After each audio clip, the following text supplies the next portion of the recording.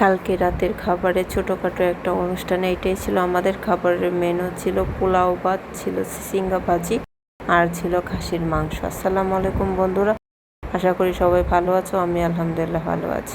ডেজার্টের মধ্যে ছিল সেমাই আর পায়েস। দুটো ক্লিপ নিতে ভুলে গেছি ব্যস্ততার জন্য, তাই তোমাদের সাথে এতটুকুই শেয়ার করতে চলে আসলাম।